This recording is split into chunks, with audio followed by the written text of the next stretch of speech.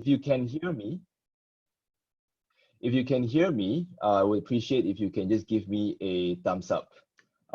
So if you can hear me, please just give me a thumbs up on the reactions section in Zoom. Can you guys hear me? Perfect. I see a lot of thumbs up. Great. Okay, so let's get started. Maybe I'll start first with the agenda. So this session is going to be about 45 minutes to an hour, or maybe a little bit longer than that. And then first I'll briefly introduce the three of us as your speakers this morning. And afterwards, what's going to happen is that Mike is going to be sharing a little bit of updates from HubSpot. And then both myself and I'm pleased to have Mr. Automation Artisan, whom I'll introduce in a second, to talk to you about the various HubSpot automation hacks that we're excited to be sharing with you. So let's get started. I'll just briefly introduce myself. My name is Marcus. I am your HubSpot user group leader for Singapore. I am also the owner of a inbound marketing agency called Brew Interactive, and we've been operating for the last 11 years so far. So I think because we are in such strange times now where we're all meeting virtually, I thought it's a little bit more fun and casual if I were to show you my work from home setting, and I would ask my two other fellow speakers to also share the work from home setup. So now you can see the background of toilet rolls. That's obviously a fake virtual background. I'm going to have to turn it off. Okay, so this is mine. Can you guys see my, let me unplug it a little bit. So I'm working in my bedroom over here. And you can see that that's my wife's desk. It's a makeshift desk. It's actually a ironing board. Very innovative of us because we are lack of space in our apartment. But that's our work from home setup. Let me introduce the next speaker as well. His name is Mike Shen. Mike, do you want to briefly introduce yourself and also show everyone your wonderful work from home setup? Sure. Hi everyone. Good morning. So I'm Mike. Some of you might have met me before at the previous hug back in, I think it was November. Really appreciate everyone dialing in. So I'm a channel consultant at HubSpot. I essentially work with partners in the region, ensuring that they're successful as a HubSpot partner as well as their customers. I'm going to quickly show you. It's not as exciting as Marx's, but this is my sort of study room. You can kind of see it's my work desk here. You tidied up your room, right? I did tidy my room for this, Marcus knows. So yeah, it's a very simple study room, and yeah, that's me. And lovely to meet everyone. Great, thank you for that. It's kind of weird that we don't get the feedback from our audience that I would love to hear. But I hope I'm seeing smiles. All right, next person is Mr. Automation Artisan. His name is Travis Wong, and we've recently brought him on as our CTO at Brew Interactive. And before I let Travis introduce himself, let me just tell you a quick story of him. So Travis, I've met him actually at another previous agency where we sort of partner up together. And I was very impressed by not only obviously his technical background, because all technology professionals, have some sort of competency level. But sometimes when you talk to tech people, they can only speak the tech lingo to you, and half the time you don't even understand what they're saying. But every time when I communicated with Travis, he not only can communicate in the tech lingo, he can also communicate with the business lingo. So when he was looking for a new opportunity, I had to jump on the opportunity and convince Travis to be part of Brew Interactive, because to get somebody of both skill sets, of their business acumen as well as the tech acumen, is super rare, which I'm sure a lot of you guys might know as well. So yeah, I'm proud to have Travis, and for the most part, him and I are going to be discussing and talking with you on the various HubSpot automation. A lot of these ideas comes from Travis's background as a tech guy as well as a business guy. So yeah, Travis, if I can have you briefly introduce yourself, please. Sure. So great morning, everybody. Great entrance, by the way, Marcus. With my toilet roll background. I'll try to live it up as much as I can. So good morning, everybody. So I'm Travis. I'm the CTO at Brew Interactive. So just to give a brief background as well on my side, I've been working as a HubSpot partner for about 2 years. So even though it's a short period of time with Brew itself, I'm actually been working on HubSpot as a marketing platform for about 2 years with another agency. So I'm quite familiar with HubSpot as a whole. But prior to that, I've been working in agencies pretty much everywhere. So I've been dealing with a lot of technology-based kind of solutions that often requires me both as a project manager as well as probably a technology person to kind of figure out for clients. So that's really the brief background. So before I share my space, I just want to give a few disclaimers. So I have 2 kids. So I hope you all don't mind if you see a bunch of people lurking around in the background, you know, every once in a while, because my kids are having... Travises. Yeah, they're going to walk around a little bit. So they might, but hopefully not so much. So yeah, so I'm going to quickly just move my webcam around. So I actually have two or three setups I'm going to show you. The one of my setup is with the kids right now, so I won't be showing that. So this is my library, study room, and I have a screen actually right at the side of where I'm presenting. So that's my main screen actually when I start working, as well as the usual laptops and everything. The second setup is something I'm really proud of. I just bought this like 2 months ago. So this setup actually allows me to move around a lot. It really helps because truth be told, I actually do quite a bit of work at home as well. So having a movable kind of workstation allows me to kind of move around in the living room. How big is that workstation? I've never seen that before. It's kind of like a pulpit. So it's just big enough for my laptop. Right. So I can just move it around in the living room, you know, and when you have to, so I mean, after having 2 kids and then, you know, have to clock in that much hours a day, I just thought doing this might kind of work out well for my kids. So yeah, so there you go. Fantastic. Thank you for sharing. Okay, so let me get on next with the agenda. So some housekeeping matters.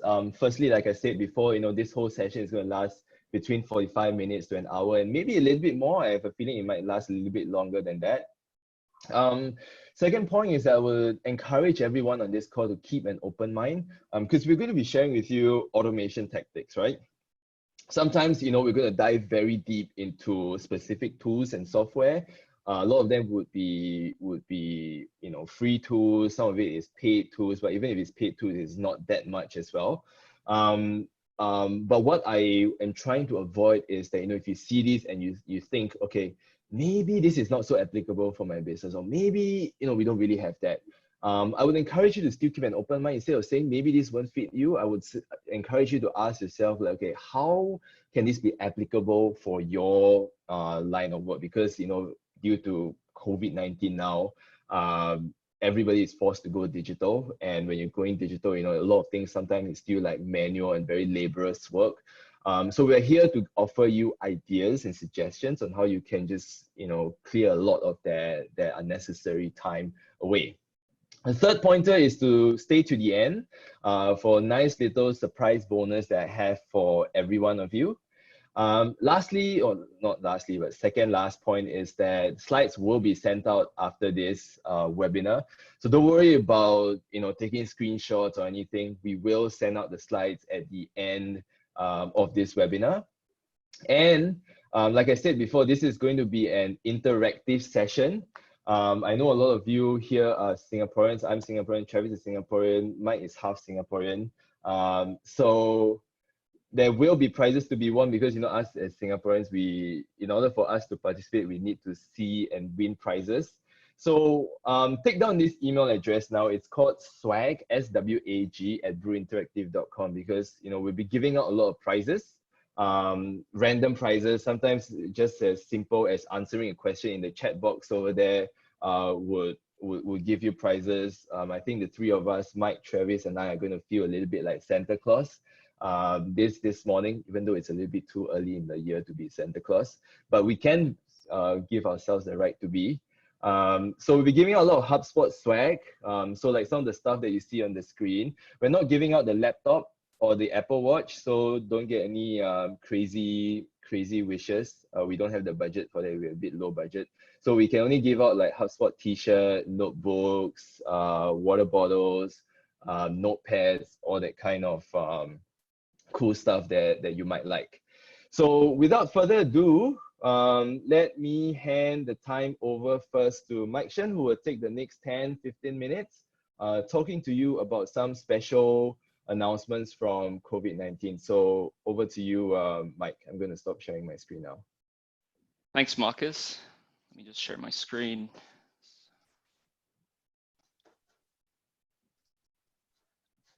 Okay, perfect. Can everyone see my screen? I do see okay. the screen. Okay, perfect. So to sort of kick things off, I'd love to know more about everyone who dialed in today.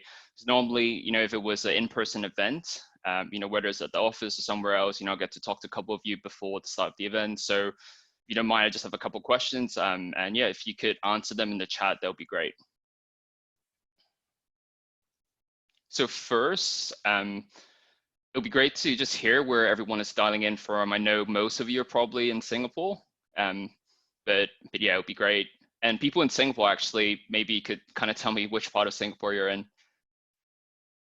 For people who, I guess, let's give a prize, Mike. Let's say the one that answers close, that stays closest to where you are at, will win a notepad by HubSpot. But obviously, yeah. Okay, go ahead. Okay, awesome. I think I saw Farrer Park. Farrer Park is pretty close to me, so I'm in Potong Pasir. So yeah, I would say probably Farrer Park. I didn't see that. Did we get a name? Let me have a look. Nadine Dilly. Nadine Dilly. Perfect. Well, great. Hi. So Marcus, if you could send her some swag, that would be great. Great. Nadine, if you can email in to swag@brewinteractive.com with the subject line, I win a prize from Mike Shen. We'll send the invoice to Mike Shen to, no, I'm kidding. Okay. Okay, awesome. I'll carry on. Brilliant. And the next one, I'd just like to know like what everyone missed doing. I know since the circuit breaker, or if you're calling from India, for example, I know you're in lockdown till May. What does everyone miss doing since the start of all this? You get eating out. Lots of eating out. Love that. Horse riding. Wow. Scuba diving. Okay. I haven't scuba dived for a long time, buddy, but yeah, definitely missed that. Awesome. Well, maybe I can share, like I actually cycle quite a bit in Singapore. I cycle on Park Connector. I usually cycle up to Pongo, and I love having brunch there. So I get to overlook the reservoir there. So that's something I personally miss a lot. So hopefully June 1st is the day that everything changes. Thanks everyone for sharing.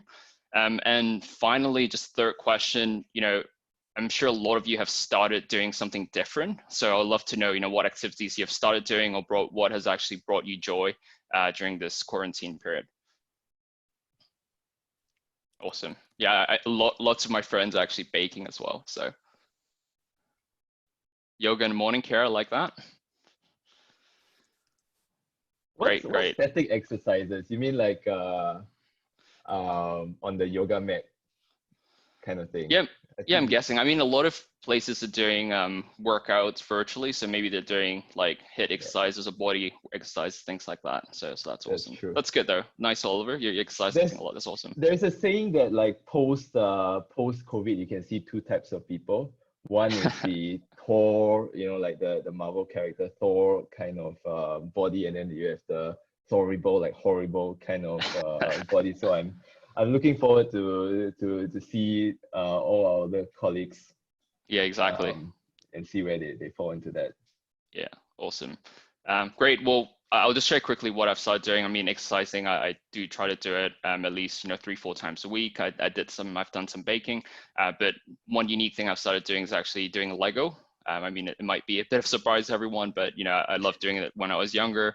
And I just thought, it's a great way to kind of force myself to reduce screen time. So I've just been doing some Lego myself. So that's something I've started doing, which I've enjoyed doing. Awesome. Great. Thanks, everyone. So I'm just going to start things off now. Okay.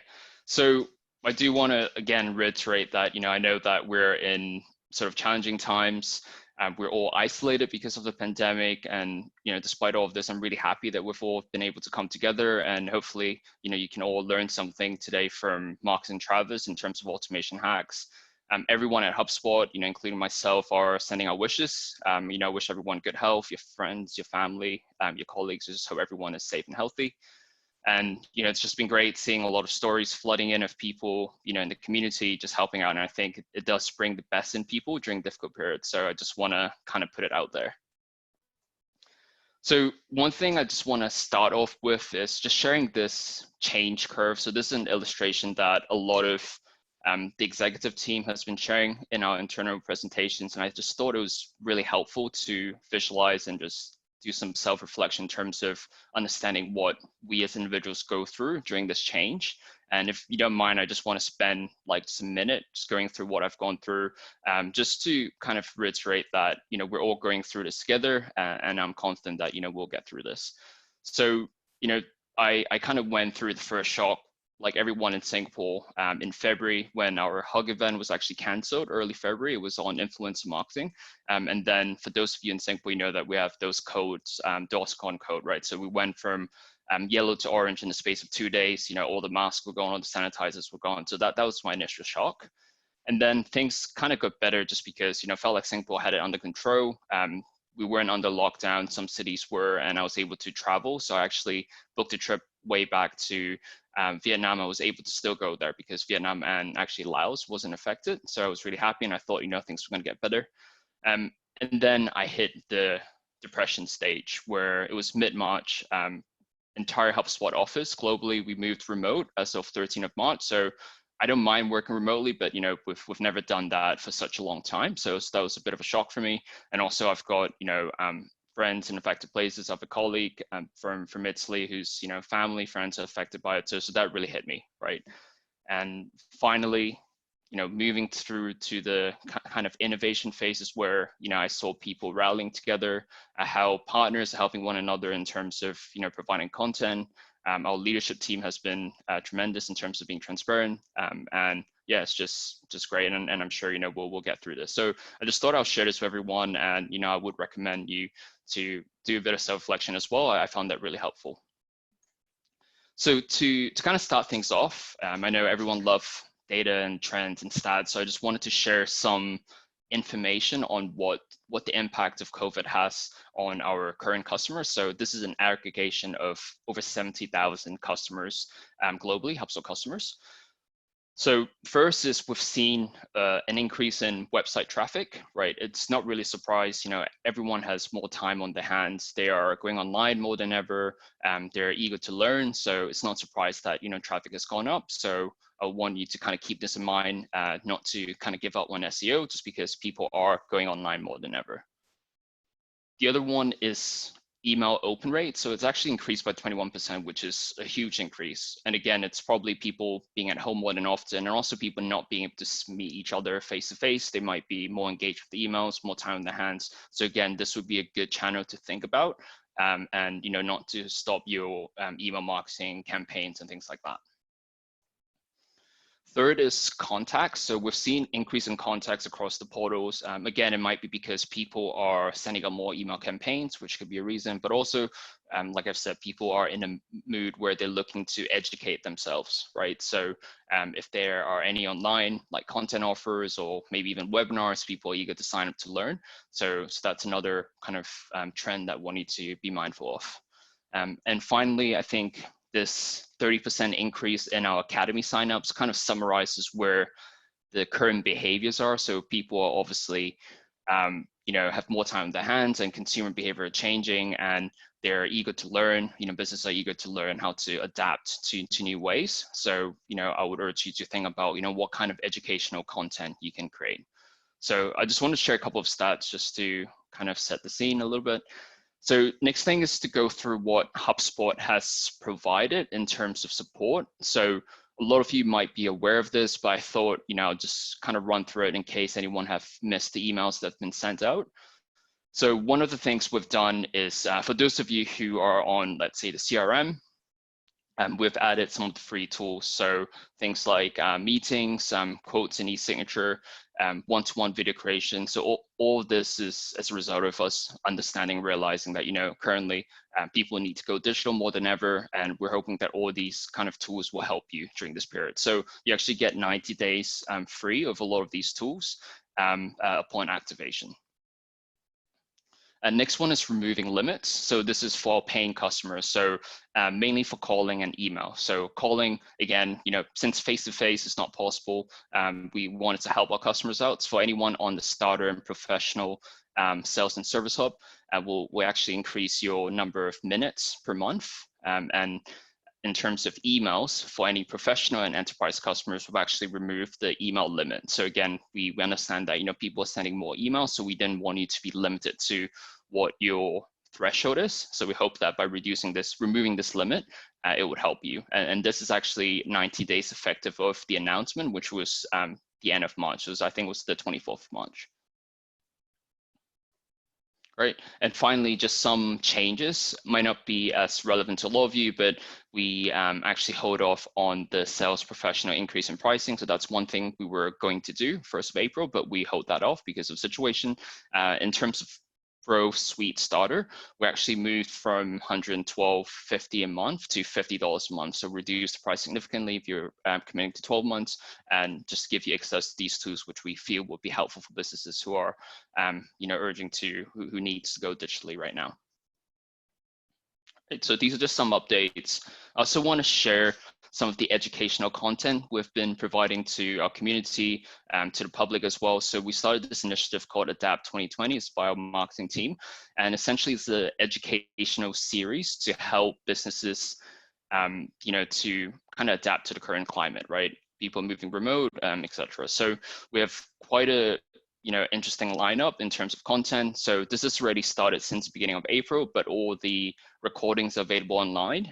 You can access them absolutely free. And also, there are a lot of resources on that page as well. So with people, with a person called Kim Darling. So she's our VP of marketing, and she actually runs our inbound event every year in Boston. We usually get over 20,000 people attending. So, she would know what it means to run a good event, and she'll be talking about how you can move from offline to online, to virtual events. We also have our CMO, a VP of sales, VP of marketing, talking about data and trends during this period. So that's the second one that ran in the middle of April. And then one that just ran last week is around remote marketing and remote sales team. So how do you empower your remote marketing and sales team? So these are, we invited people from Slack, Trello, and LinkedIn, as well with someone from HubSpot that's talking about this. So highly recommend you to check this out. The recordings will be available online. And just to summarize all this, this is actually a quote that was shared internally by an exec. And the reason I want to share this is because the Adapt 2020, we're creating this content not just because it's important right now, but we see this as something that's important for the long run. I think what has happened has been like a catalyst to change. People, consumers, businesses are going to change how they do business. They're going to change, how they, I guess, consume products on a day-to-day basis. So this kind of content we'll share with you is just to help you to adapt in the long run. So I just want you to keep that in mind. So I've kind of consolidated some strategies and tactics, based on what some of our colleagues internally in terms of marketing has shared, and I thought it might be helpful for you. So I will start sharing things that you should not be doing during this time, and then I'll be sharing some tactics that you should be doing, right? So what should you not be doing? So first and foremost, I think this is pretty obvious, is do not take advantage of the current situation. People are suffering, people have friends, relatives who might have passed, and this is not a time to kind of take advantage of the COVID situation as financial gain. And I've seen brands that do that, so I highly advise you not to do that, just because you don't want to be known as a brand that has kind of taken advantage of this situation. Second is referencing, coronavirus and COVID-19 more on the medical language perspective. Like if you, as marketers, we're not experts on all this, so avoid referencing anything like that. You want to avoid kind of giving the wrong information, right? So that's a second point I wanted to share. Third is kind of using anticipatory or exciting language, clickbait pretty much to get people to engage. Again, people are in a very vulnerable situation, so ensure you don't kind of take advantage of that. And finally, for B2B customers out there, avoid mentioning growth and scaling business right now. I'm pretty sure vast majority of customers are not at a stage where they're looking to grow or scale. So just be empathetic and mindful of what people are going through, and don't use that kind of words right now just because it's not the right time. All right. Okay, now I'm going to share with you what you should be doing. So I'm going to start off with social media strategy, right? So we all know that, we're in a global crisis, and it's not necessarily the best time to do a ton of social media, but it doesn't mean that you should stop it entirely or stop selling, right? I think the key thing to remember is to communicate with care, put yourself in the shoes of the people you're communicating with, and ensure that your content is helpful to them during this time. So I just want to share a few sort of principles that you can kind of keep in mind. So one thing is to listen to your customers and community. A lot of people would be demonstrating certain fears and concerns, listen to them and ask yourself if there's anything you can do to help as a business. Is there anything maybe in terms of product or content you can provide? And if you can't help directly, are there other ways you can support them? So one of the things HubSpot has been doing is we've been sharing a lot of content around remote working. We're not experts in this, but we have, we do have people working remotely permanently. So we have some learnings that we wanted to help our customers. So if there's anything you can do, maybe similar to that or other categories, I'll advise you to do that. And it's a good time to review any posts that you have scheduled. Just ensure they're not self-promotional. And if they are, you can pause them or maybe even just eliminate them right now. But I would say you can pause them until things kind of blow over. Then you can go back to your previous campaigns. But again, just to emphasize, it's not a time that you should stop posting entirely. Just make sure that your posts are, helpful and supportive. That's an obvious one. In terms of the tone you write it, just make sure you're mindful of what people are going through. You're in similar shoes as them. Just be mindful of that. If you're selling a product, just make sure that there's a bit of context into how that product will help them during this time, right? And if you can't sell right now or operate right now, then maybe you can create educational content for your audience that would allow you to build them for a later time. And in terms of examples of content you can post, there are educational videos you can do, any videos that demonstrate what you've done to support people, groups, or any initiatives that you've done. If you've worked with influencers in the past, maybe you can work for them to give your community some behind the scenes updates.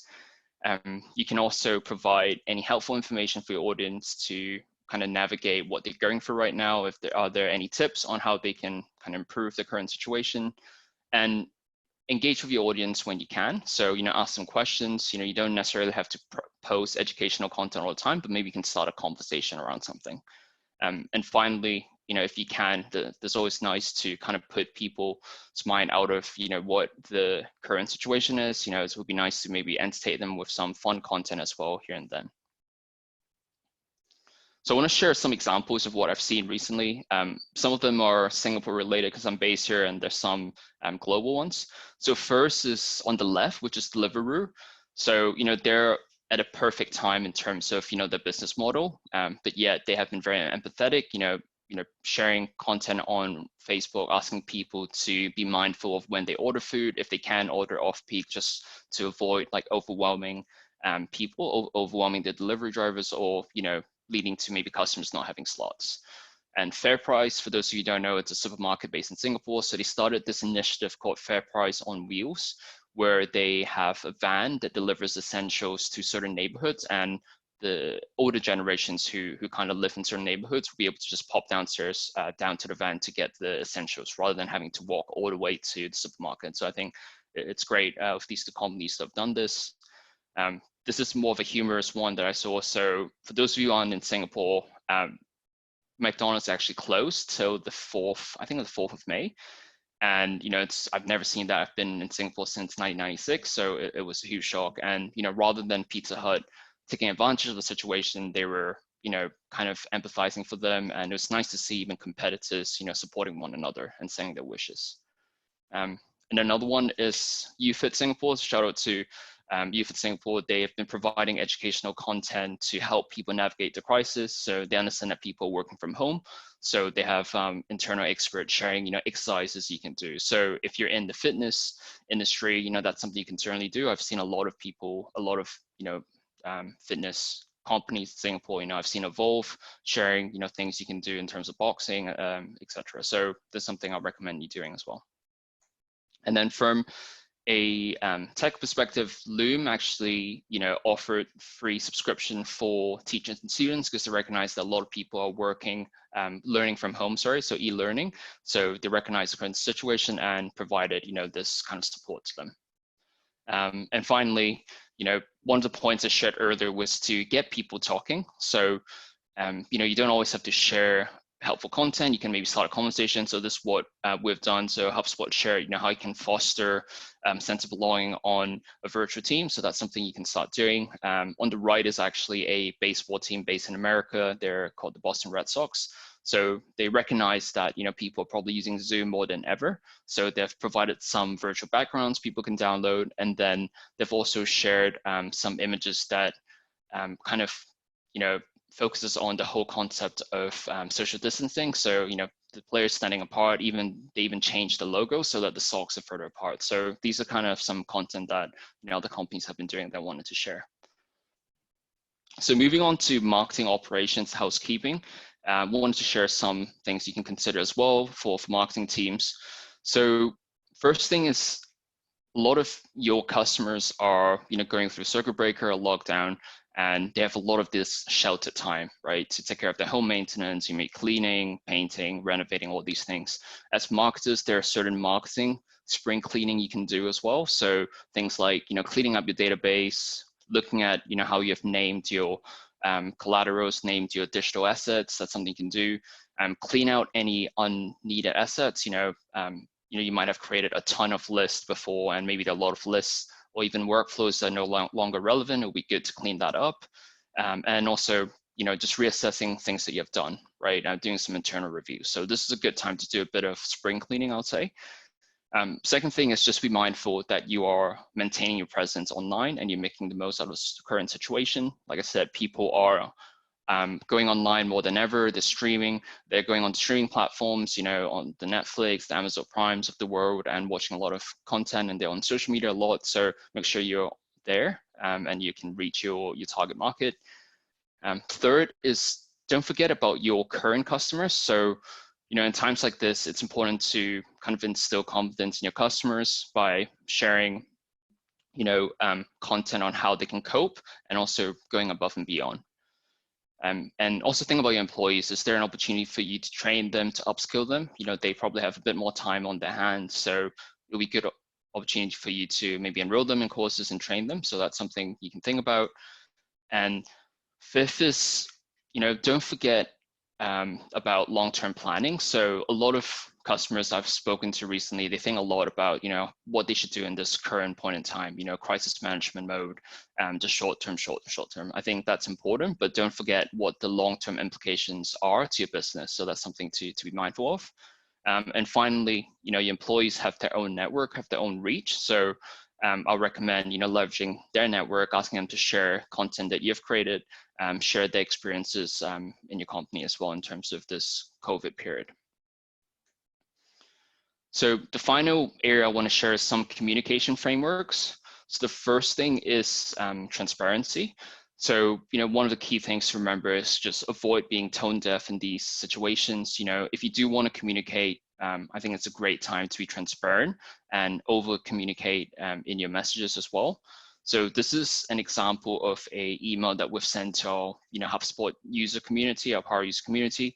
So a couple of points here to note, which I highlighted in red. So the first thing is to acknowledge what everyone is going through, right? That's important.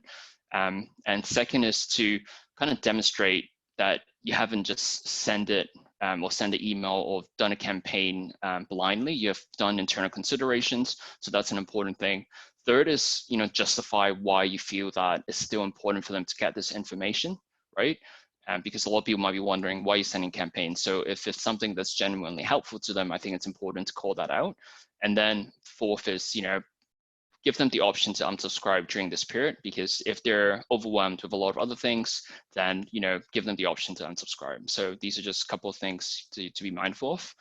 And another framework I wanted to share is called the LIAR framework. So it relates to how you can communicate, or how you should communicate with empathy.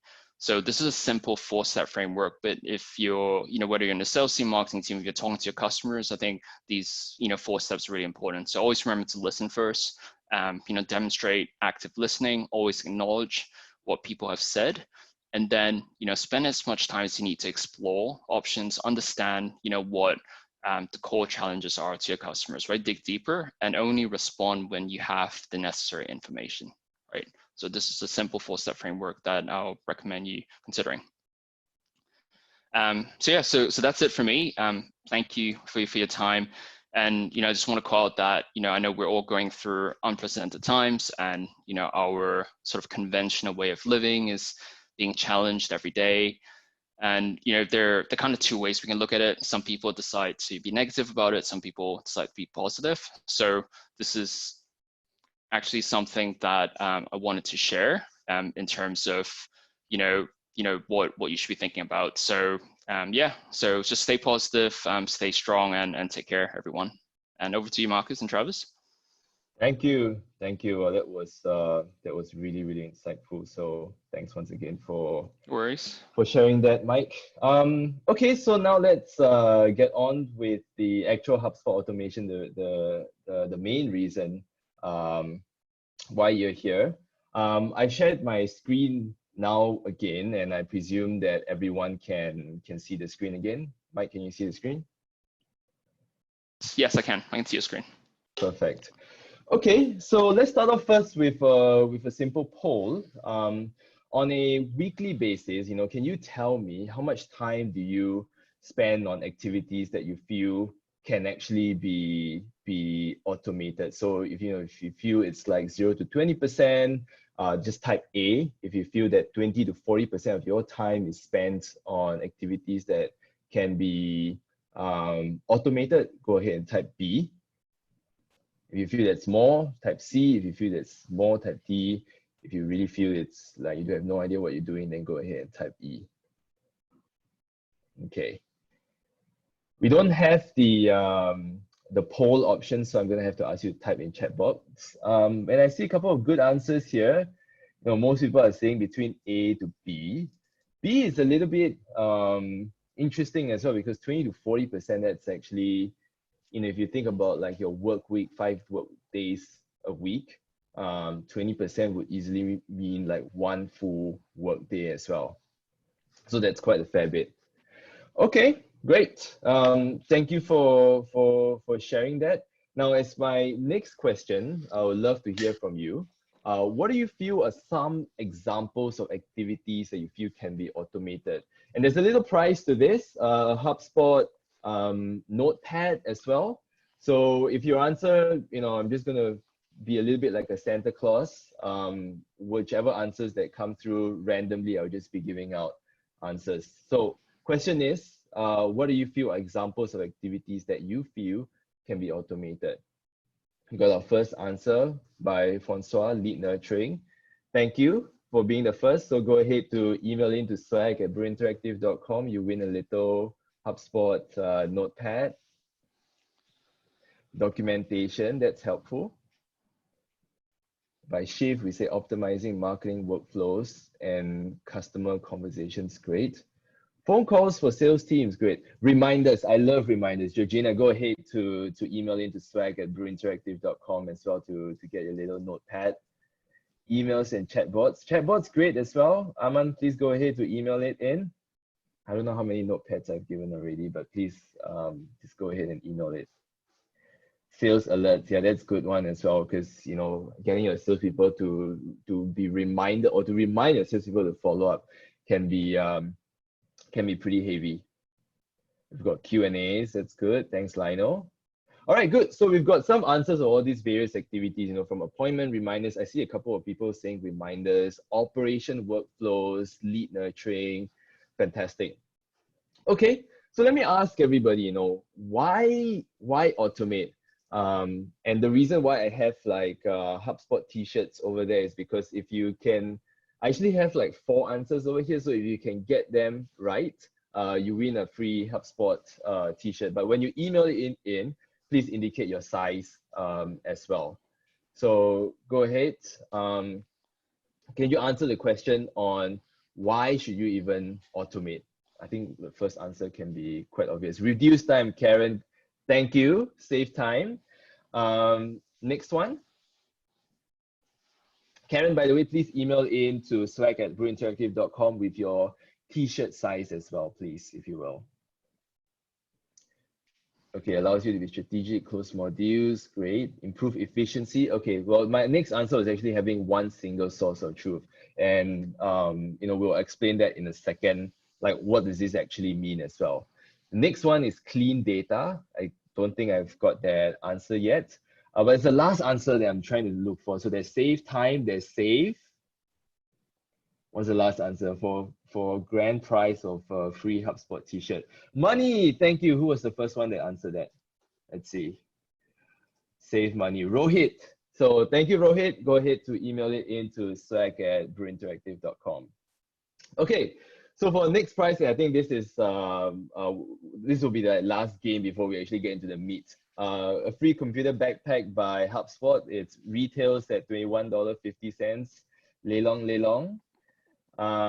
Okay, so the question is, what would you need to do between your external applications and HubSpot in order to automate successfully? Okay, we got the first answer already. That was easy. Integration was the answer. So thank you, Akash. Please go ahead to, again, email into that email, which you know which one, swag@brewinteractive.com. Okay, great. We have enough fun so far in terms of questions. Next, let me just also share with you guys what we will be covering. So we've actually broken down the HubSpot automation hacks into 3 categories. There's the easy, medium, and hard. Or maybe in this context, it is Doscon orange, flaming orange, and okay, maybe it's not a funny joke. Anyway, so what easy means is that it's easy to do. It probably takes you maybe an hour to get it done. But in terms of the actual time savings or money savings, it is, I would guess, minimal. Medium automation hacks would probably take you at least 2 hours to do, but your time savings, your money savings will be obviously much higher. And then there's your hard, which you most typically will need to have a third-party agency to help you out with it. But in terms of time cost, savings cost over a long time, and we can prove it to you how to do that, it will be tremendous. So without further ado, let's start off with the first one. But before I go ahead, Travis, can I just double check you have that remote control access on my computer? Let me just try really quickly. Yeah, I think you do. Okay. Okay, great. So the first automation hack is going into the sign-off process. So why is this important? If you're a business owner or if you're a salesperson, or maybe you're a marketing and salesperson, and if you require your prospect or client to sign off to it, and a lot of times I'm doing sales at Brew Interactive as well. And a lot of times we have sent the quotation or contract to the client because we've qualified, we've shared the proposal, they liked it, we got confirmation they want to go ahead.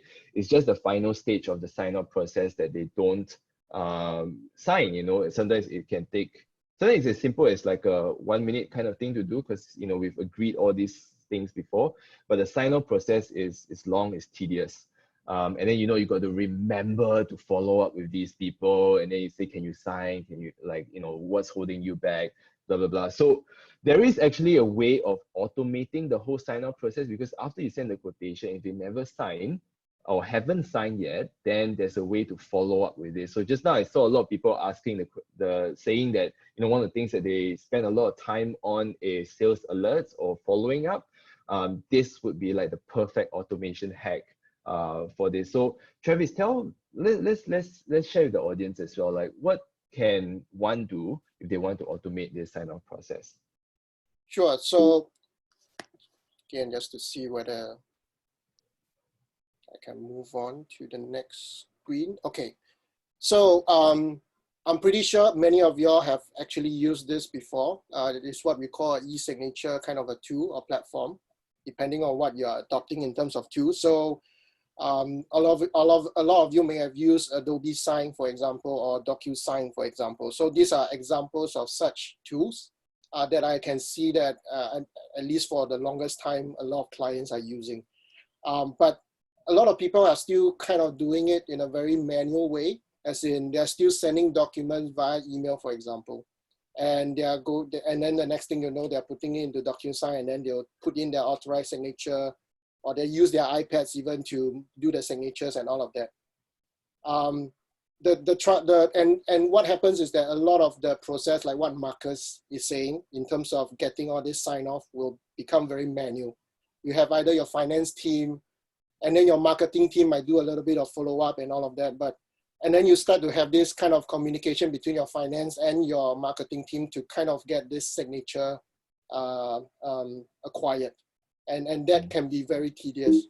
So what we're looking at in terms of integration to how this whole thing might work, I'm going to use the example of using this tool called PandaDoc, which is a document management system basically, but it actually allows certain features in regards to electronic signatures.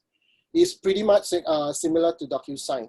And probably on a side note, you can actually have a lot more tools that is available on HubSpot Marketplace that you can think of integrating, not just PandaDoc, for example. So this is just an example for that's pretty much. So for example, for PandaDoc, so what happens is that when you integrate PandaDoc into HubSpot, you can basically leverage on the entire operation that HubSpot has to offer. So basically all the activities that you can have between the clients and your teams is all going to be reflected on the contact record, which is what you see on this screen. So for example, if your team is sending a document over, what happens is that that activity is going to be recorded. And then what is not really shown here is that you can activate a workflow on that. So a lot of the reminder alerts that you can send to your client can be automated using HubSpot workflow, for example. So it's a little bit like if else thing, right? So it's like if the deal has not been, if the thing has not been signed after 7 days, then automatically send an email to say, dear Mr. Prospect, what's holding you back, right? Is that what you mean? Correct. So you can do it based on a trigger. So once a deal is closed, like for example, on your HubSpot deals is closed, then that flow will be triggered. So it can be triggered by deals. And likewise, if it's something that is more manual, like you have been communicating with your clients or contact. So once they have given you their approval via email, for example, because you've been contacting with them directly for quite some time, you can actually trigger that through contacts as well. And the same workflow could work pretty much the same way. So that's pretty much a very straightforward way to do it, just basically by integrating directly with HubSpot. Great. Yeah, so actually the screenshot that you see on the right over here is an example of what we have built for one of our clients. So it says over here that deal enrollment trigger, if the deal stage is at a stage called quote is sent, close date is more than 14 days ago, and deal stage has not been updated. That means they never moved the deal from one stage to another. Then you can see in the second step, send an email to follow up with that prospect. And that's what the second step actually says for this particular client. So I think that's an easy thing, because once you set it up, you can automatically follow up, and you don't really have to manually remember to to chase the prospect to sign the deal. Next thing is that, so as marketeers now, or as business owners, who's taking care of the marketing, I think one of the key things is that, let's say if you engage your prospects on social media, there is the messenger app, but you have like your HubSpot, you have your emails all stored in, all the information stored within your HubSpot, and then you use like the messenger app that's completely sitting outside your HubSpot. Then how do you get like one single source of truth of data, so that I know that I've reached out to Mr. Prospect in this date on email, and then on another date I reached out to him on Messenger. So is there a way to do it, Travis? Yeah, there is. So I'm going to use Facebook Messenger as an example for this this requirement. So Facebook Messenger, obviously, a lot of us, when we engage through Facebook ads, for example, we really let me just. It's kind of running away a little bit from me. I'm sorry. So what happened is that when you integrate Facebook Messenger, what's going to happen is that, let's say, for example, you have placed an ad on Facebook, and they have, and your potential prospect has actually caught on to the ad and wanted to communicate with your support team, for example. So Facebook Messenger could be an option for you to do that. And then what happens is that, in terms of when you integrate Facebook Messenger into HubSpot, so every conversation, your history, is going to be included in your contact history as well. So, and that's the really plus things that you can do, because what happens is that you can actually control and then manage your entire process through HubSpot instead of going to Facebook, for example. And the reason why that is helpful is because when you have a social media strategy, you're obviously not just dealing with Facebook. You have other platforms that you are engaging your prospects. And by having all of this integrated in the HubSpot, you can actually manage all your process through HubSpot directly. So, and some examples, I'm just running through all of this right now. You can actually create chatbots. You can actually,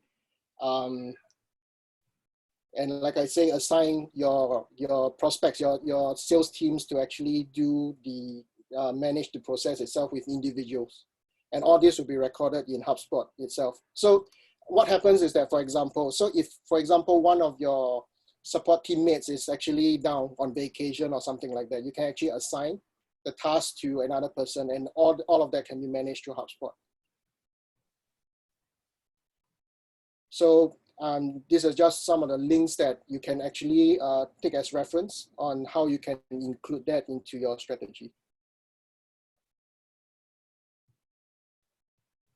Great, great.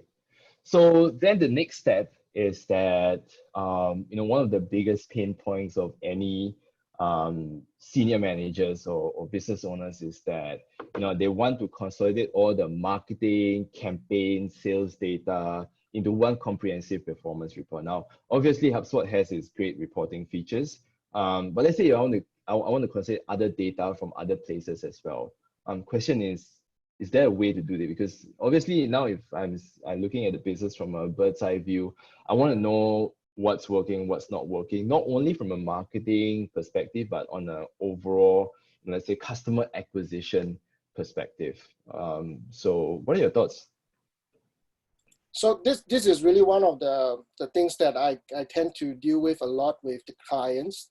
So two things that always happens when we talk about integration projects. So one is to move potentially from one platform to another, for example, from Adobe to, say, HubSpot, for example. But one of the stickler kind of a requirement is always the data that comes with it. So how do we deal with that? So one of the things that I always want to always recommend, in a sense, is to use a third party. It can be a data visual tool like Tableau, for example. But for cost, there are certain more affordable solutions out there as well. So I'm going to just use DataBox as an example. It's one of the more affordable ones out there. So what happens is that, okay, let's say if, for example, I see a lot of clients running a lot of analytics data, and just on the background, there are a lot of marketing typically in a client, there's several marketing teams. And within the organization, there are often times whereby they will use their own different types of analytics data. So I see many times one will run on Adobe, one will run on GA, and one who is more interested in product will run on something like Mixpanel, for example. So in cases like this, when it comes to migration or any integration project, I often offer some kind of a suggestion like DataBox, for example. So what happens is that in scenarios like this, you can actually access all your marketing and sales KPIs from multiple sources. So like, for example, if HubSpot is something that you want to integrate with DataBox, HubSpot actually have their own analytics tools as well. So depending on your price plan with HubSpot, you can even do event tagging within HubSpot as well. But if for some reason that you can't do it within HubSpot because of your price plan, many oftentimes you will integrate, for example, HubSpot Analytics as well as GA Analytics, because you can do events tagging with GA. So in cases like this, you can actually use DataBox, integrate it with HubSpot, and then not just integrate HubSpot Analytics, but also GA Analytics as well. So it's really the granular tracking that, deep down, yes, HubSpot can do a lot of that, but you're really going deep down into it. Correct. So instead of, say, for example, using spreadsheets, churning out monthly reports, for example, to stakeholders, DataBox, just like Tableau, gives you a much more visual kind of representation of data without getting too clunky at times. So, and it's affordable. You don't have to do anything manual. All your data is fed in almost real time, depending on the setup. And again, you can put in not just HubSpot in general. You can put in all sorts of data, even operational data as well. Depending on the tools, you can put in, for example, some of you might be familiar with New Relic. New Relic is a monitoring tool. So you can actually integrate that potentially with DataBox as well. So all of this will give you a very holistic view of how your product or your services is actually being used, as well as when you acquire them, how is your customer actually interacting with your product, for example. All this could be very visually presented on DataBox. And then all you need to do for engineering teams, for data analytics engineering teams, you can just focus on building a hypothesis, building your stories behind it, and then try to think of ways to improve and to predict depending on what analytics you're running. And all of this is actually going to be quite helpful in the long run. And that's not going to cost you a lot. Great. And the next thing is that, I now, just both on marketing, sales, and also business owner side, I want to engage my leads and customers beyond just email, because in HubSpot natively you can send out emails directly from there. So I guess my question for everyone, this is again a quick quiz, and you get to win prizes again just so that we can amp up the interactive levels. So my question to everyone is that what other channels aside from emails are you using to engage leads and customers? Is it A, phone calls, B, WhatsApp, C, SMS, D, advertising, E, Telegram, is that F? Yeah, F, social media. So go ahead and give your answer. Dexter, A, B, D, E, F. Wow. All right. Go ahead to email in to swag@brewinteractive.com. So we can see a lot of people are also saying B. I'm seeing a lot of B's as answers. So a lot of you guys probably use WhatsApp, which has the perfect segue into our next automation ideas. So it's about integrating WhatsApp into HubSpot. Tell us a little bit more about this, Travis. So WhatsApp is pretty much just like Facebook Messenger, but again, depending on who the prospect that you are engaging, you might realize that a lot of them are using WhatsApp more than Facebook. And there is a reason for that. So Facebook, you actually need to log in order to use Facebook Messenger, for example. Yeah. So unless your prospect is an active user on Facebook, the chances of losing a huge chunk of chat messenger prospect coming from that could be, you could lose it potentially. So just to provide a bit of context, in Singapore, a lot of us are using WhatsApp. So it can be other chat messenger apps as well, like Line or WeChat and all of that. But in this case, I'm going to just touch a little bit on WhatsApp a little bit. So the way, once you integrate WhatsApp into HubSpot, it's pretty much what's going to happen if you integrate Facebook Messenger into HubSpot.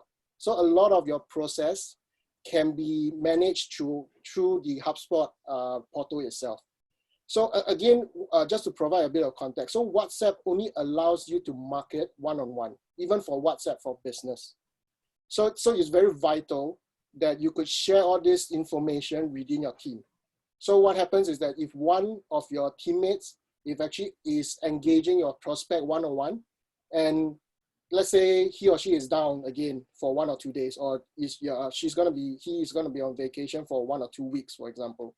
So by managing all of this within HubSpot, we're going to be really helpful in terms of communication among your teammates during handovers, or even without handovers. It's all going to be recorded inside. And then when you go through your daily briefings and all of that, you all can manage all of this holistically among the team.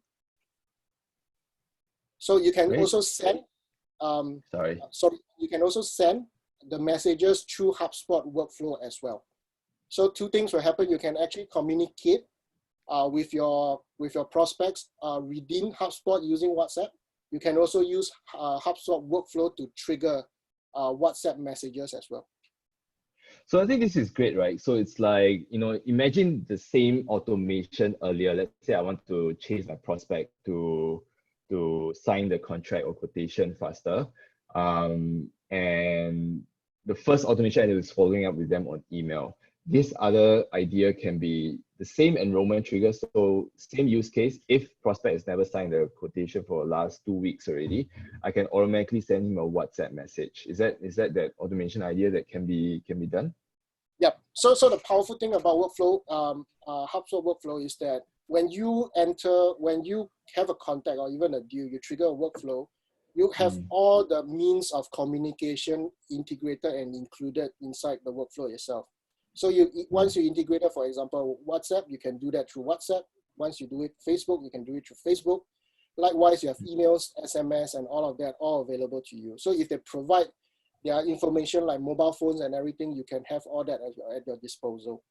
So you can go down to a very personable, whereby if you realize that your prospect, even though they have communicated through WhatsApp, for example, they really prefer emails, you can actually use the workflow to kind of trigger something that's more personable to them, depending. Okay, very cool. Next thing is something that's relevant to all of us, as you've got OCD like me. Like when I send emails, you want to say hi, Marcus, with like proper capitalization. Obviously, you have big M and then you spell the rest of my name like appropriately. So I think it lacks a lot of professionalism if there's no proper capitalization or information is stored like incorrectly. So if there's a quick fix to fix this, I think Travis, you found something to fix all that improper capitalization or input information.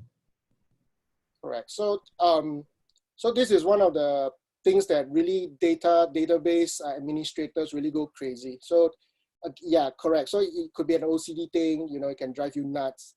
But in terms of consistency within the data, within the database, in this case, whether it's a CRM or even your raw database and all of that, that could be really tricky.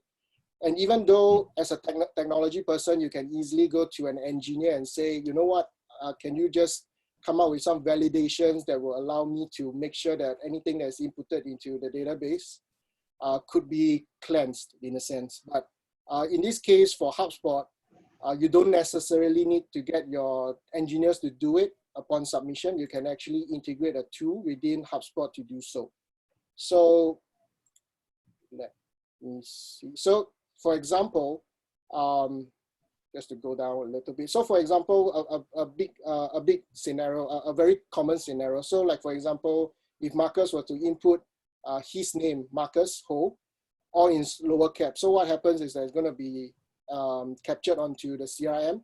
So what happens is that every single email that you send, is going to be all at small cap. So even though that is actually Marcus's fault for doing that, but it actually reflects quite badly on the brand sake, for example. So it's not a good image to carry sometimes. So so there's actually a very simple tool out there. So Integration Fox is one of them, and they are really affordable.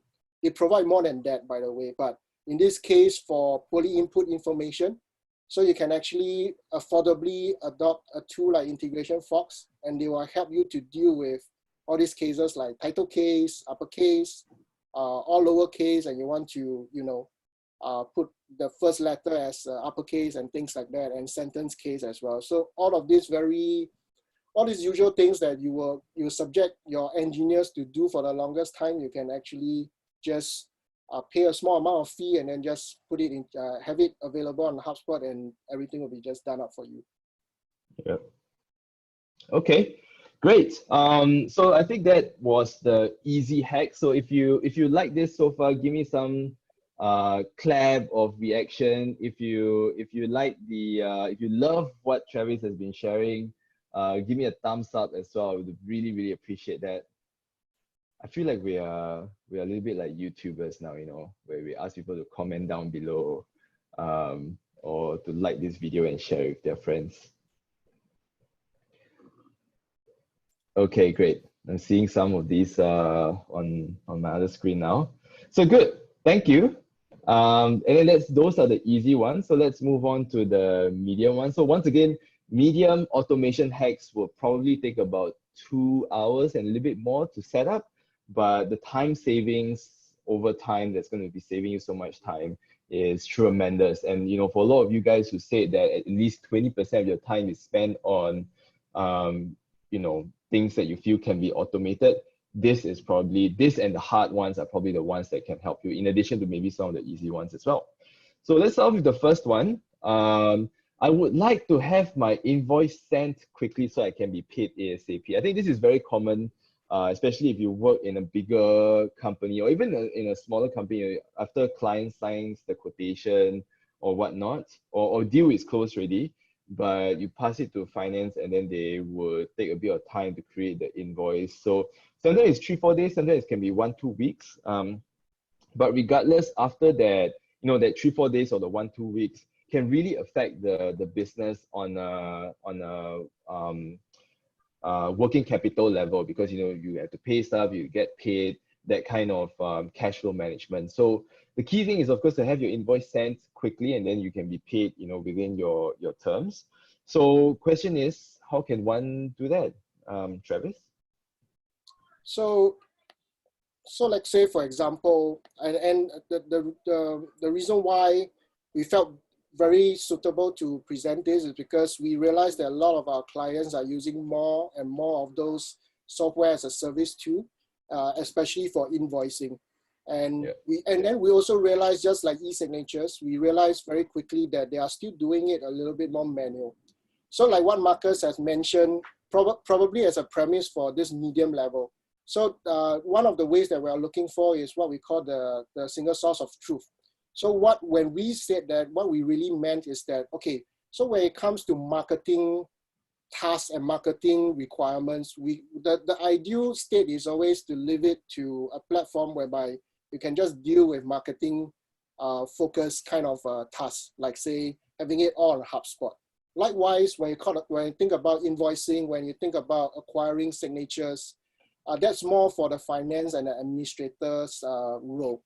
But even though that can be separated in a sense, what happens is that if you integrate that together, you actually activate both teams to kind of manage this process together.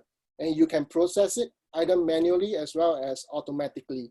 So in other words, we can automatically send the invoices once deal is closed. And especially, correct, I think because a lot of businesses, they are using QuickBooks or Xero. I think Xero is very, very popular. Once deal is closed, then automatically send out the invoices. So HubSpot will then inform Xero that deal is closed, then invoice can be sent automatically, right? Correct. So I'm going to run through really quickly. It's very similar to what we've kind of presented on the contact record. So when you integrate it there's no need to manage this process manually anymore. And then just to go through really quickly, you can actually, in cases like invoicing too, the really beautiful part about this is that you can actually determine your payment methods as well as your payment schedule. So you can use that and then include that into a HubSpot workflow automatically as well. Great. Next thing is I would like to automate the lead nurturing process in my ads campaign so I can engage better through targeting. So I think this is very, very relevant for marketers, especially if you run ads and then you do custom audience. So it's like, let's say, you know, once you acquire a new lead or inquiry, and then you know, you automatically want to run Facebook ads towards that person because, you know, maybe you're selling a high ticket item. So you need that constant top of mind awareness directly to these people. The great thing about this is that last time HubSpot didn't have this feature. It's a new feature. You can actually run ads to these people. So yeah, you can do it within the workflow. Sorry, Travis, I'm stealing your thunder here. Nice. But I think in the workflow wise, you know, you can set enrollment triggers, and then that's where you can say, okay, if prospect A has registered into my email blog or email newsletter or registered for a discount, let's say if you're targeting B2C, then what you can do is you can automatically run ads to convince such people to really sign up with you, whether it's through one of your packaging or packages or whatnot. Then once they became a customer, you can exclude them from your custom audience targeting on Facebook, especially. And this is really, really useful over here because now, if I put on my advertiser hat, I think advertising is all about running the ads at the right place towards the right people at the right time. I can't tell you, you know, just with all the sheer number of clients that we have on the amount of money that's spent on ineffective or irrelevant advertising, because, you know, those are not your ideal audience, or you're not advertising towards these people at the right time. So there's ways that you can automate these people. I think we're running a little bit behind time, so I'll just skip all the details of how to set up and go into the next one. Next one this is also one of my favorite lead gen tactics. Is I would like to drive new leads and segment them immediately. So for folks who have attended the last hug that we did, which was in October or so last year, one of the advanced lead gen tactic that I shared was to do what we call lead quizzes. So what's lead quizzes is something as simple as what you can see on my screen now. Basically, you run ads, you drive people to a quiz where you ask them a series of questions. It is something very similar to your personality kind of quiz that last time you might play on Facebook. But it applies for all niches, right? It applies for fitness niche, it applies for finance niche, it applies for B2B niche. So you ask them to answer all these questions, and then at the end, you ask them to enter their name and email before the answer is reviewed. So I say the whole process again. You run ads, you drive them to an interactive quiz that they answer maybe about 6 to 8 questions. And then at the end, before you review the answer, like, okay, this is your investor personality, or this is your fitness personality, or this is the kind of workout you need to do. Or this is whatever it is, before you review the answer, you should always ask them for your name, email, and whatever information that you want, because that's the time that it is they are at the climax of the excitement of wanting to find out the answer. And before you review the answer, you enter your name and email. Such a lead gen tactic, for folks who don't know, we've experimented with it not only for ourselves as marketing ourselves as a digital agency, but for our clients as well. And you know, the opt-in rate has surged at least about 38% or so from, if I remember the numbers correctly. So, you know, running lead gen is great, but I would say don't just do it for like white papers, ebooks. I would strongly suggest to use interactive quizzes as well. Question for Travis is, what are the tools to be able to do that? Yeah, so one good example is to use Typeform. So just to give a bit of a disclaimer, so HubSpot actually provide forms, but there are often times whereby there's existing clients that's already been using a form provider, like say Typeform, for example. And also the good thing about using Typeform is that it can be really visually formatted, so it really entices your prospect or your clients to opt in. So Typeform can be a good example, for example, to integrate into HubSpot. So very easily, you can just collect all your information from your Typeform into HubSpot. So you can use HubSpot essentially just solely as a CRM, but use Typeform as the forms itself. So, and you can create the journey as accordingly to what you can set up on HubSpot. And then again, leveraging on things like views and your workflows to just manage everything within HubSpot itself. Yeah. I think we got a question from somebody. Have we tried quizzes in a B2B environment? The answer is yes. We have actually written blog posts about this, and I'm going to grab the link later for you. Team Streams, kind of a interesting name over there. But I will send the link over to you on our chat in a little bit. Next one is, I would like to engage our existing customers because a lot of times, especially, it doesn't matter if you're in B2B education, if you are coming from a slightly mid-sized or larger company, chances are that you might have an ERP. Then there's HubSpot, then there's ERP as well. So how do you get like both tools to talk to each other? Correct. So in cases like this, one biggest scenario will be, okay, when we are like many a times, me and Marcus, we go into meetings, we are often being asked about how do I reach out to prospect, for example. But one of the questions that we often ask is that how do we reach out to your existing customers? And that's when we go into deeper questions like what are the existing systems that you have? And a lot of the clients very often have their own ERP. So one of the ways we often recommend is to essentially integrate their ERPs into HubSpot itself. So again, the idea is to have the single source of truth. So anything to do with the business as a whole, information-wise, is all going to be on your ERP system like NetSuite, but marketing is all going to be on HubSpot. So you don't compromise any of the information, and any of the data that you need to sync and connect in between systems can all be set up to kind of prevent that. So both teams in this case do not have to worry about all these issues that you need to share information and compromising each other's information at the same time.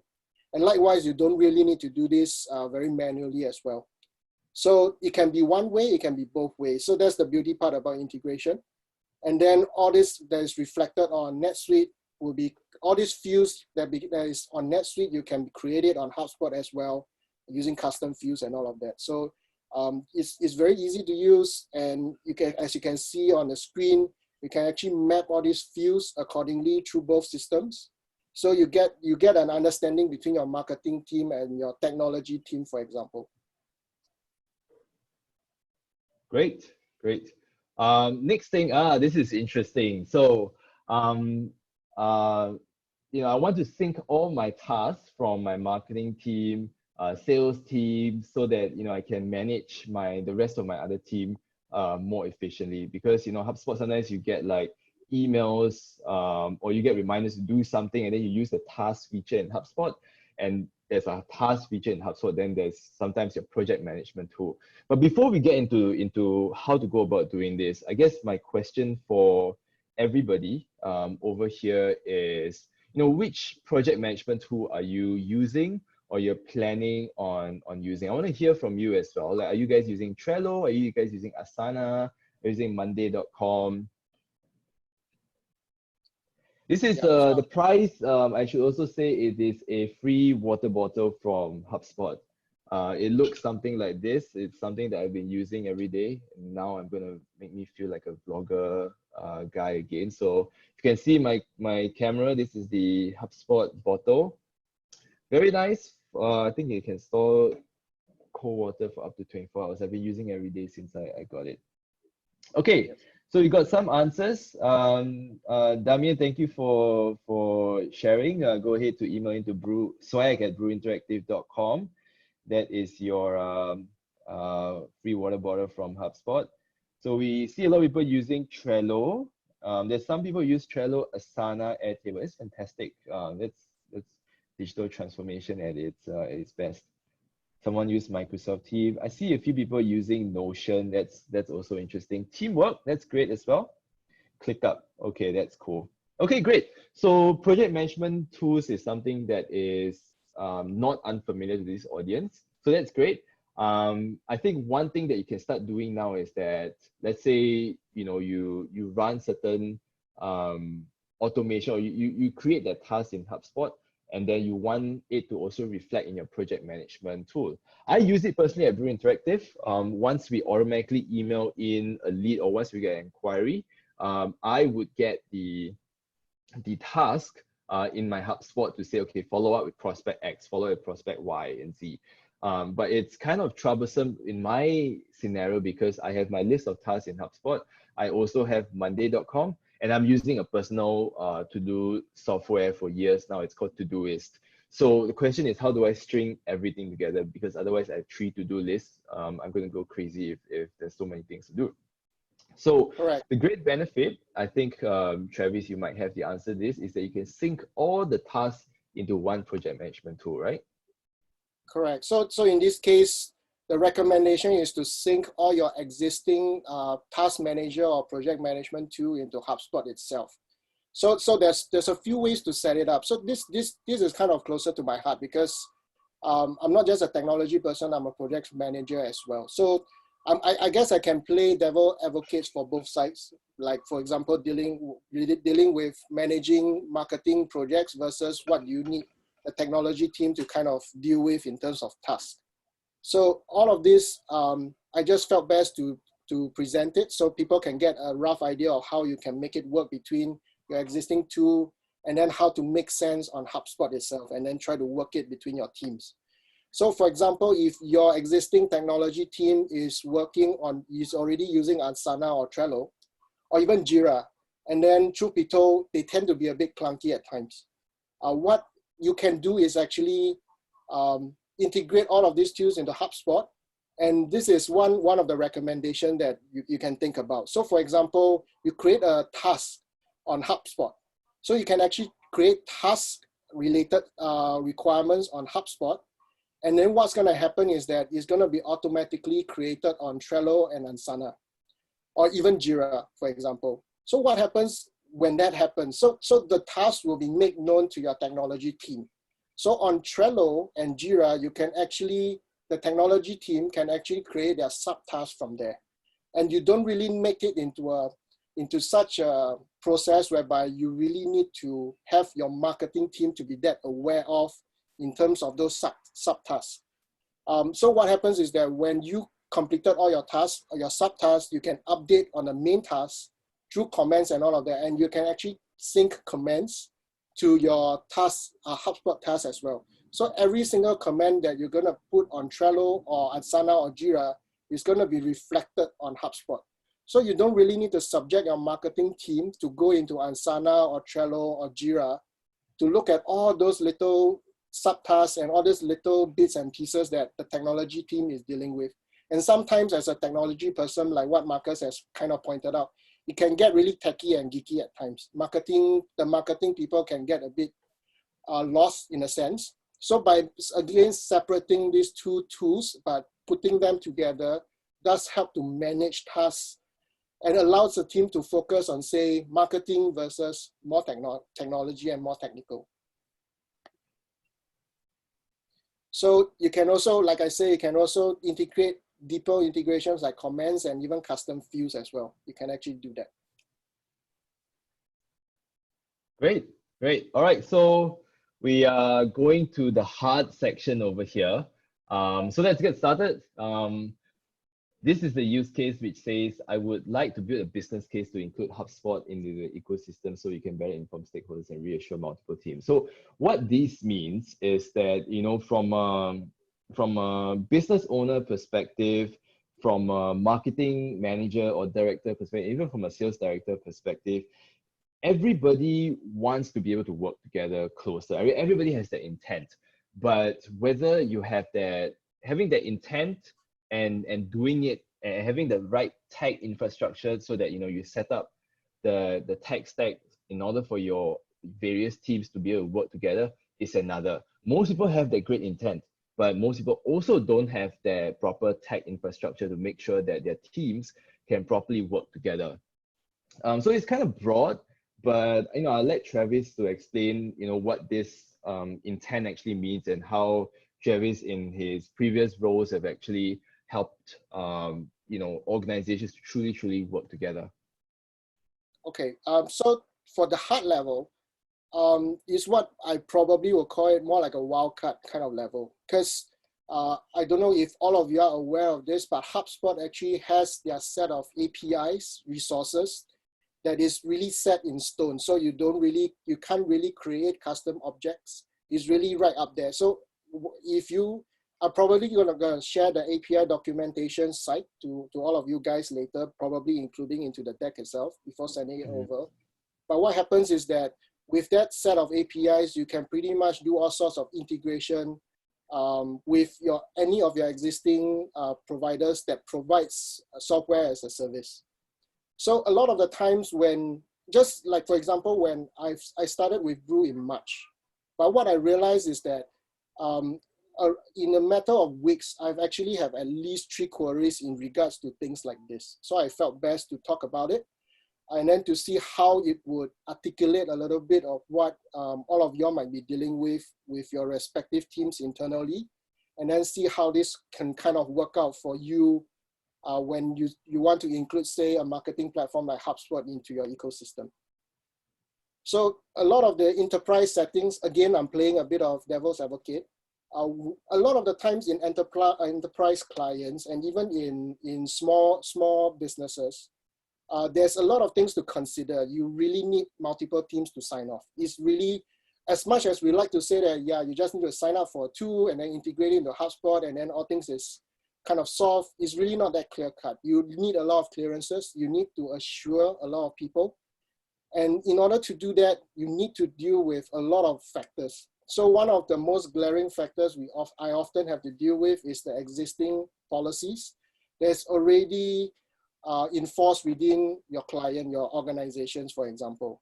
And that is, I wouldn't say a stumbling block, but it's often something that we need to deal with in regards to, say, when you talk to your engineers and you say, can I add this? And then your engineers kind of say, yes, but no, in several sense.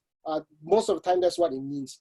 They can do it, but because of existing policies, it's a kind of a stumbling block. It needs a form of, there's a series of discussions that need to be had, and there's a level of assurance that you need to give to all these multiple teams.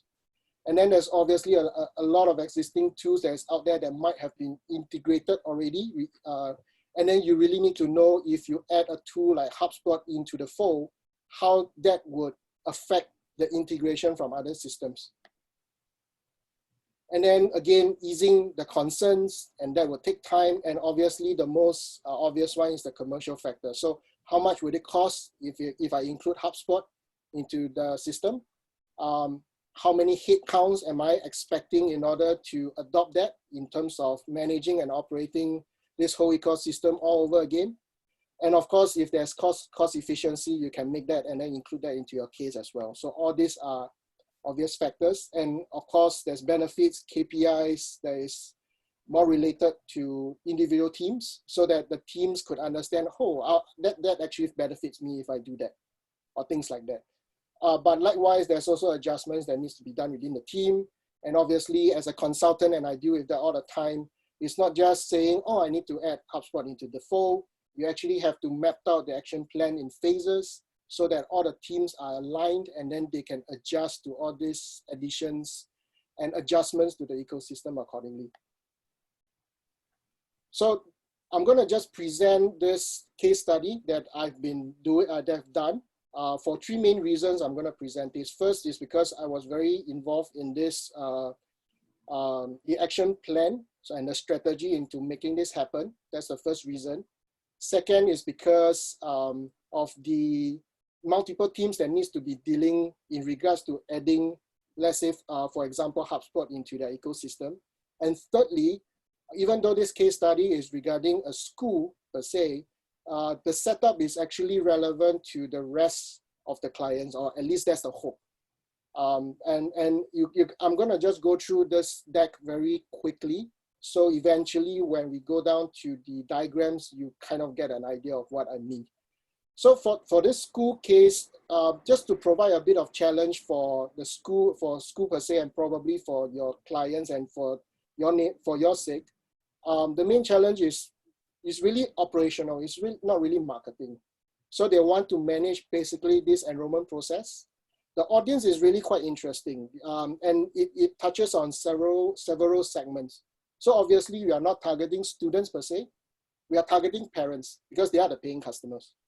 But there are also parents who are from local, but they are also from everywhere because it is an international school. So you have to engage them wherever they are. And oftentimes you have to do it through agents as well. So they have events and agents that manages the parents. And you are actually, in the end, working through the agents in order to get the parents to convert.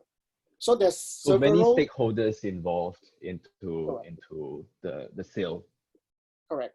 And in a process itself, it's very obvious that you need all of the teams to kind of complete the process. So even though it is a marketing, a need and a requirement, you need, for example, your operations team to manage the enrollment process. And you need the events team to obviously organize and manage the events as well. So a lot of that was touched on in previous audit cases for other integration, but especially for a school context, an international school, that became more relevant to them. So let me go on. So what happens is that previously, this is what they are dealing with. So without going too much into the diagram itself, so currently they have an ERP system, they have a form, they have a website.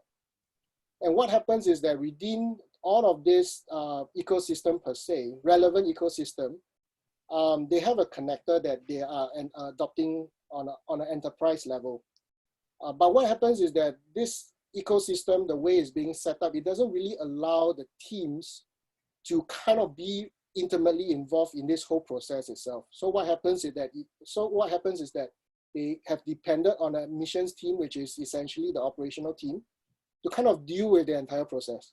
Even though the events team are organizing the events, the marketing are driving their marketing campaigns through social or through search or through certain events, online events even, or through tours and all of that, they realize that on the most part, the operational admissions team are the one dealing with the process itself. So they felt that they could do much better by having everybody else involved, basically by adding a marketing platform like HubSpot. So in this case, even though there is a school management system involved in this case study, you don't really need to deal with the management system per se, because it deals primarily with students, not the parents. So we felt safe to remove that. And that's when you're looking at a case that is a little bit more relevant to most of you all. So in this case, by having even a platform like HubSpot, so what happens is that by replacing the forms and your chats and all of that with HubSpot, you consolidate everything within HubSpot as a CRM. And by sharing all this information, you can actually get all your teams involved. So in cases like, you don't put it into the hands of not just the operational teams to deal with it, but your events team and your marketing team. So for example, when we deal with events, for example, let's say you've been talking to a series, for me as a marketer, I've been talking to a series of groups of parents, and they felt comfortable just talking to me, for example. And you realize that in events, the admissions team is often not that involved. So you can imagine sometimes some parents might be a bit uncomfortable talking to another individual that is not yourself, because they have been interacting with you for the most part. So by opening up all of this information through the CRM like HubSpot, you can get all your teams involved, and you can actually close the deals through the process much more efficiently as well. So and basically everybody is using HubSpot as like the main center of platform, instead of having admissions team to use another software, events to use another software, and marketing to use HubSpot. Everybody's just using HubSpot over here because you've sort of connected everything or built the infrastructure so it all talks to each other. So it would be a classic case of, having the proper tech infrastructure so that, your various three teams actually work together, truly work together in HubSpot, right? Correct. So that's just to touch on the marketing aspects. Then in the end, through the meeting itself, we've decided that we feel best to kind of enhance on the enrollment forms itself, which is the first entry to the enrollment process. And we decided to do it 2 tiers. Instead of creating a form, put it onto a spreadsheet, and then having it to share and then manually input it into the respective systems, we decided to sync into, depending on the forms in terms of steps, a series of steps to HubSpot for marketing needs, and then a series of forms that is information that is more for the ERP, for example. So we decided to do that, and we use the combination of a connector that the school is already using. So it's interesting to mention about connectors, because connectors could touch on your existing IT policies, for example. So again, like for example, on your easy and medium levels, those are easy, sort of somewhat easy and clear-cut ways to integrate that doesn't really require a whole series of clearances from your technology team. But in cases like these, when you need to set up everything that is based on an existing policy, having a connector like this, especially one that the school or your client has already been using, helps as well. So we took that all into consideration, and then we kind of decided what's the best way to kind of make everything just work in place and be built in place as well. Fantastic. Okay, great. So the outcome is, of course, better lead qualification, teams really working together. And I'm sure that they save a lot of time and money over time as well, right, Travis? Yes, correct. So again, the efficiency increases. The reporting increases as well. You feel that you can almost see the teams being more invested in the whole process itself. It's not like, okay, I'm dealing with this, I'll leave it to you to deal with the rest or things like that. When you start to do this together and everything, everybody is invested, as a team. Yeah, great.